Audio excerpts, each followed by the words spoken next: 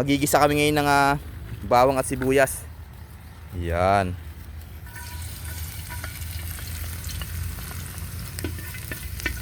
Ano kayang lulutuin namin, guys? Hulaan nyo. Yun, nagisa na kami ng bawang. And then sibuyas. Ito yung lulutuin namin. Ito yung paboritong ulam sa umaga na talaga namang hindi nakakapanawa. Yun, bango. Pwede na isunod yung kamatis niyan. Napakahirap lutuin ito, guys, ha.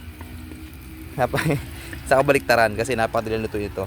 And then isusunod natin yung ating kamatis. Ayan. Kamatis. Yun, oh. Pagkagisa, talingasin natin yung apoy kasi wala na yung lingas. Yun. Yan. Grabe, ang bango.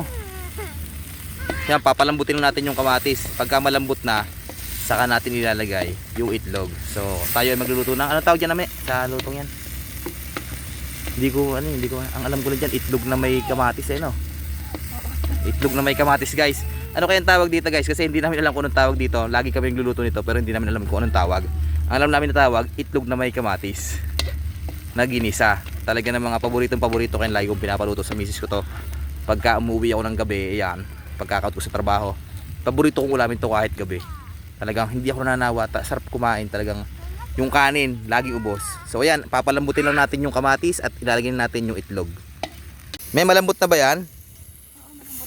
So ayan, malambot na yung aming kamatis. And then syempre, meron tayong itlog. Pwede siguro dalawang itlog dyan. Dalawang itlog lang ilalagay namin. Ayan. Yun o, napakasimpleng luto pero napakasarap na ulam. Yun. And then halu-haluin lang. Napakasarap talaga kumain dito sa yan ng puno. Tapos ganyan yung ulam mo. Keros pa yung asin dyan. Keros yung asin. So syempre asin lang din yung lalagay natin. Yan. Sige, lagyan mo ng asin. May ano ba yan? Yan. Yan. Yan. Goods na yan. Konting asin lang. Yan. Sarap nyan. Yan, guys. Napakasimpleng lutuin ng itlog na may kamatis. Hindi ko alam kung anong tawag dito. Paki-comment naman dito kung anong tawag sa lutong to. Kasi sarsyadong itlog ba yan na may kamatis o kung ano man. Pero ang tawag namin dito